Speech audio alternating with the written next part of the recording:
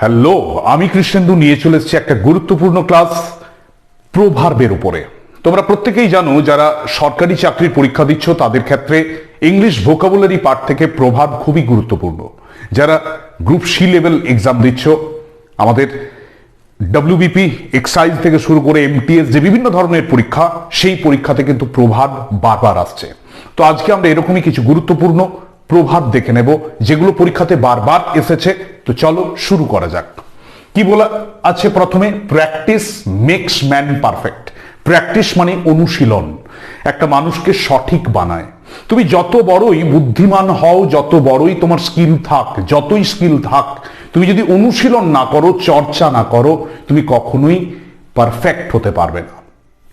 আজকে যারা লেজেন্ড, সচিন টেন্ডুলকার থেকে শুরু করে লতা মঙ্গেশকর, প্রতিটা ফিল্ডে তুমি যাদেরকে দেখবে, তাদের এই সফলতার পিছনে রয়েছে একটা নিদারুণ পরিশ্রম, বলতে পারো অনুশীলন। তাই মনে রাখবে, practice makes man perfect. Makes আছে, মেক নয় কিন্তু। থার্ড পার্সন সিঙ্গুলার নাম্বার হলে ভার্বের শেষে এস বা ইয়েস বসে, এটা মনে রাখতে হবে। চলে আসছি নেক্সট।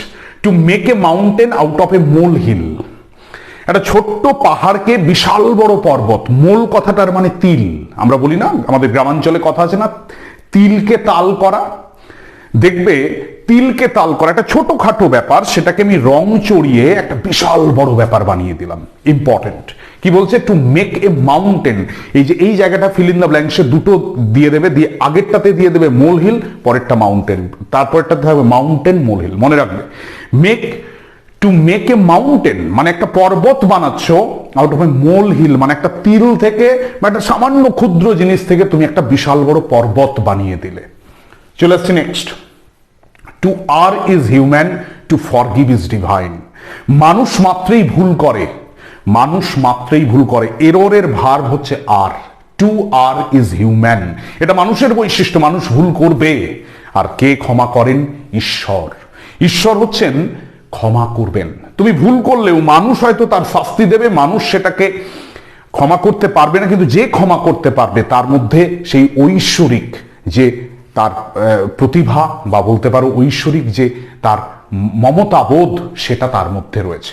তাই আমি বলবো, টু ফরগিভ ইজ ডিভাইন, এটাও ঘুরিয়ে দেবে, পরীক্ষাতে আসবে। To err is divine, to forgive is human.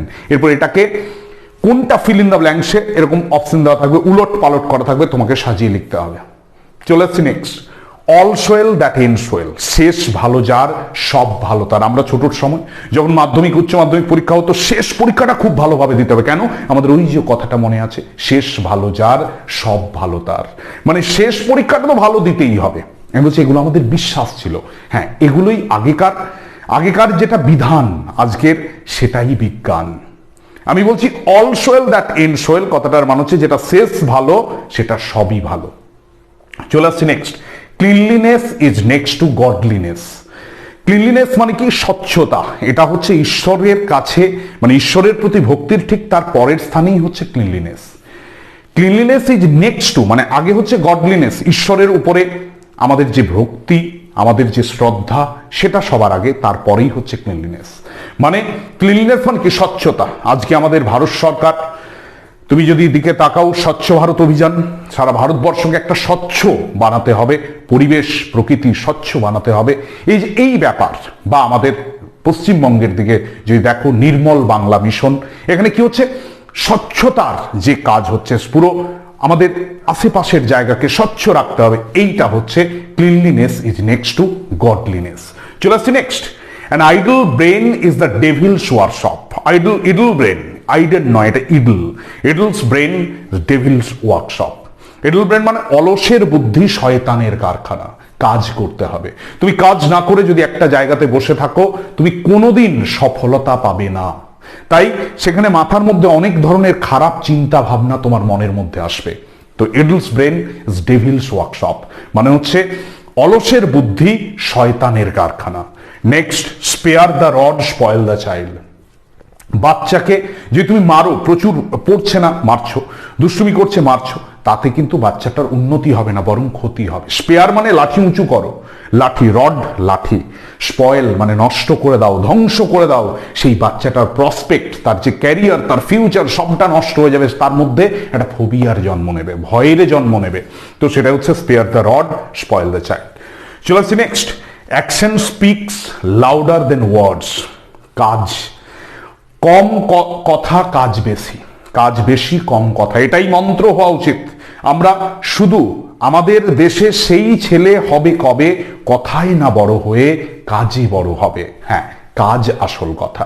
তুমি আমি হ্যান করেঙ্গা ত্যান করেঙ্গা এতে কাজ হবে না ভাই, তুমি কি কাজ করছো এটা দেখাতে হবে। What you are doing for the people, what you are doing now, that is the main thing.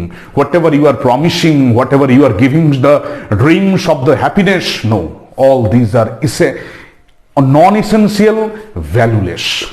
So action speaks louder than words, মানে কথা কম হবে, কাজ বেশি হবে। চলে আসছি next, strike the iron when it is hot. যে কোনো কাজ সঠিক সময়ে করা উচিত। আজ এই মুহূর্তে তুমি যে জায়গায় দাঁড়িয়ে আছো, এই সময় যদি নিজেকে তুমি বাউন্স ব্যাক করতে পারো, তুমি যদি পরিশ্রম করতে পারো, আমাকে যেভাবেই হোক আমাকে সফলতা পেতে হবে, হ্যাঁ এখন তুমি পাবে। তুমি যদি সিদ্ধান্ত নাও না আমি এখন কিছু করবো না, আমি 10 বছর পরে ভাববো, দেন তুমি কোনোভাবেই পারবে না। তাই যে সময়ে যে কাজটি করা উচিত সেই সময় করতে হবে। একটা লোহাকে যখন গরম থাকে তখন যদি তাকে পেটাও, তাহলেই বিভিন্ন ধরনের ম্যাটেরিয়াল তৈরি হবে। আর যদি তুমি অন্য কোনো একটা ব্যাপার ইয়ে করো, দেখো এরপরে হচ্ছে strike the iron when it is hot. একটা লোহাকে, গরম লোহাকে তুমি যখন পেটাবে তখন সেই লোহাটা থেকে বিভিন্ন ধরনের জিনিস তুমি বানাতে পারবে। তাই সঠিক কাজ সঠিক সময়ে করা উচিত। আজ তুমি একটা সফলতার জন্য চেষ্টা করছো, তুমি প্র্যাকটিস করছো, তুমি পড়াশোনা করছো, হ্যাঁ এই সময়ে তুমি যদি করো তুমি সফলতা পাবে। তুমি যদি সিদ্ধান্ত নাও তুমি 10 বছর পরে করবে, না, তাহলে কোনো কাজ হবে না। তাই strike the iron when it is hot, এই প্রভাবটির মানে হচ্ছে যে একটা মানুষকে কাজ করতে হয় সঠিক সময়ে। চলে আসছে নেক্সট, ডোন্ট জাজ the book by its cover. একটা বইকে কখনো বাইরের কাভার দিয়ে বিচার করো না। কি বলছি, একটা বই বাইরের কাভারটা খুব সুন্দর, তাতেই তুমি চমকে যেও না। একটা বইয়ের কাভার, বাইরের কাভারটা অতটা ভালো নয়, প্রচ্ছদ অত সুন্দর নয়, তাতেই ভেবে নিও না that content of the book is also poor. না, নয়। এটা মনে রাখতে হবে, যেটা দেখা যায়, all that glitters is not gold. বাইরে থেকে দেখে মনে হয় একটা বিশাল অ্যাট্রাকটিভ, সেটা যে সবসময় ভালো এরকমটা নয়। তাই ডোন্ট জাজ the book by its cover. একটা মানুষকে বিচার করার আগে কেবলমাত্র তাকে তার আউটওয়ার্ড ব্যাপারটা দেখেই বিচার করো না, তাকে ভালো করে পর্যবেক্ষণ করো, তাহলে বুঝতে পারবে সে কে। তো এরকমই কিছু প্রশ্ন নিয়ে আমরা আজকে আলোচনা করলাম। এগুলো অবশ্যই খাতায় লিখে নেবে এবং এগুলো মোস্ট ইম্পর্টেন্ট। আমি অলরেডি কয়েকটা ক্লাস দিয়েছি প্রভার্বের উপরে, প্লেলিস্ট ফলো করতে পারো। এবং অবশ্যই বলবো, যদি আমাদের এই ক্লাসগুলো তোমাদের কাজে লেগে থাকে তাহলে অবশ্যই আমাদের এই চ্যানেলটাকে লাইক, শেয়ার এবং সাবস্ক্রাইব করে দেবে, এবং যে অল নোটিফিকেশন রয়েছে সেটাকে অবশ্যই প্রেস করে দেবে, এবং অবশ্যই জানাবে তোমরা কি ধরনের ক্লাস চাইছো। কমেন্ট বক্সে তোমরা লিখবে, আমরা অবশ্যই সেই তোমাদের যে ডিমান্ডসগুলো সেগুলো কমপ্লিট করার চেষ্টা করব। অসংখ্য ধন্যবাদ।